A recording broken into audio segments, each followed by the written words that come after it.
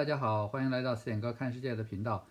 今天一早我们就乘出租车从酒店来到了伊瓜苏国家公园，车费每辆车是4000比索。购买伊瓜苏国家公园的门票可以从网上购买，也可以从公园的门口售票处购买。所不同的地方就是因为我们不能提前购买特定时间段，所以来了之后有可能要排队等待一段时间。就像我们来到公园门口的时候是早上9点多，但是只能买早上11点入园的门票。公园提供的小火车可以带游客们一直来到伊瓜苏步道的出发点。时间方面没有太节省，但是节省了体力。好喽，我们现在开始出发喽！现在开始沿着步道，先走上层的步道去看上层瀑布。阿根廷伊瓜苏国家公园呢，它有分上下的这个不同的步道。从上步道来说，我们可以从上往下观看瀑布的这种流经的情况，可以拍到很多瀑布的全景。那么呢，也有从下端步道下端的步道呢，可以往上看到那个瀑布的那个宏伟的气势。现在我们来到了瀑布的上端，很多的不同的小河，这个水会流到这个瀑布的位置，从这地方流下去，就形成了那种壮观的瀑布。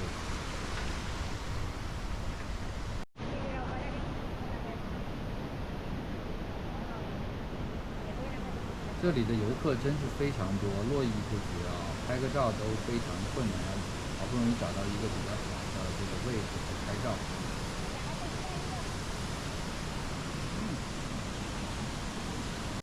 瀑布水流到下面之后呢，就汇合到伊瓜苏河的下段。那从这边呢，就可以一直乘船去到下游。这里就是我们走到步道下端的话，可以看到的一些景色，可以从下往上看到瀑布的全景。今天游玩的重头戏就是参加那个叫 Jungle Adventure， 那么主要的意思就是说要乘坐小快艇进入到瀑布下面，来感受到在瀑布中洗澡的那种刺激和快乐。每人门票是14000比索，然后包括来回的车接车送，必要的那个防水的袋子和随船的导游。从这个出发点要大概行驶40多分钟才到了这个码头。码头的话，我们还需要走一个步道下到这个登船处。已经登上了这个冲锋艇，好，等一会儿人上齐了，开始向瀑布进发了。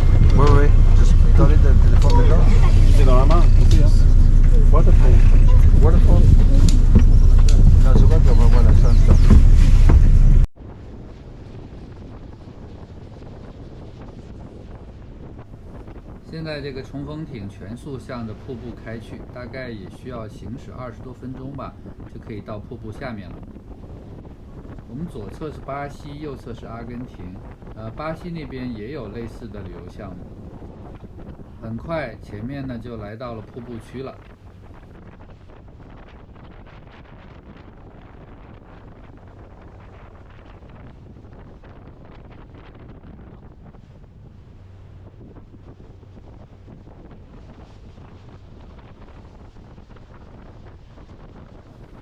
大家看到前面那个船正在那个瀑布下面洗澡呢，现在轮到我们了。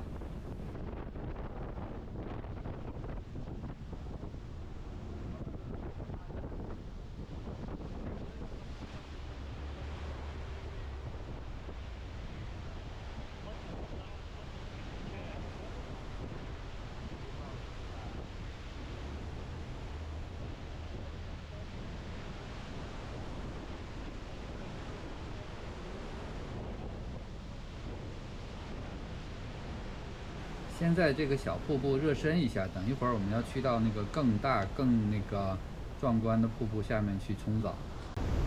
看到那个瀑布了吧？我们要过去喽，冲啊！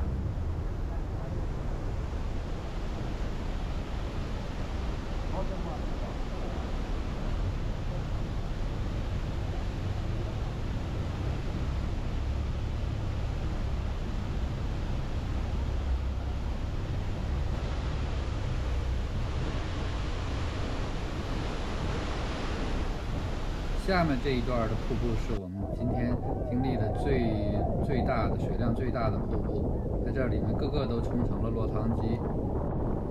主办方给每人准备了一个防水的袋子，所有的衣物啊，还有钱包什么都放在这个袋子里扎好。因为基本上穿什么样的雨衣都防不住这样规模的水。我自己穿了一个防水的衣服，已经完全湿透了，里里外外都是水。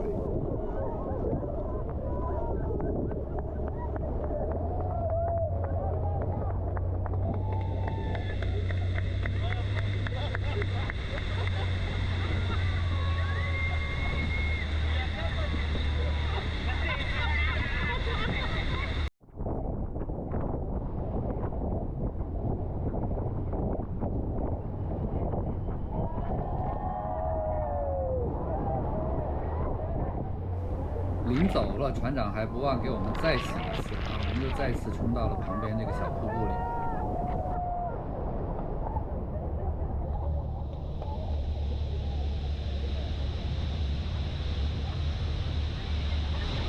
这怕我们还不过瘾，所以又调转船头再来一次，再次冲进了这个瀑布。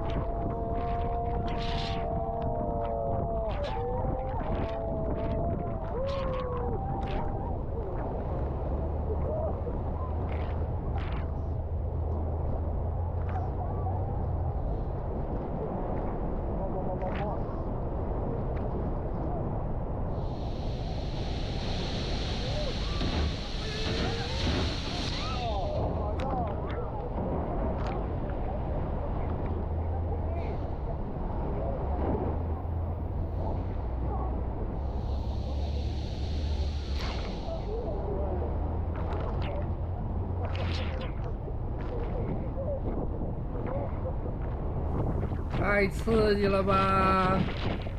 下次各位有机会来到伊瓜苏瀑布呢，一定要参与这一回的冒险项目，这样才有身临其境的感觉，感受一下这个瀑布水的威力之大。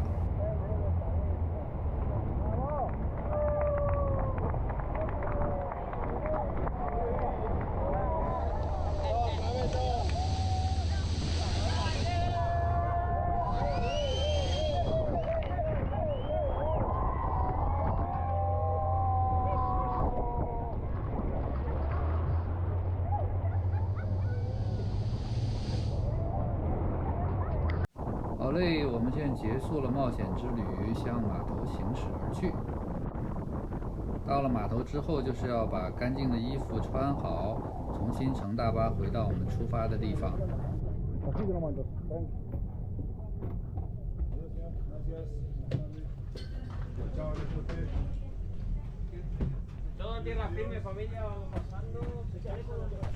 这个热带雨林的环境有很多野生动物，包括各种美丽的蝴蝶哈，就是非常多的蝴蝶在身边飞舞着。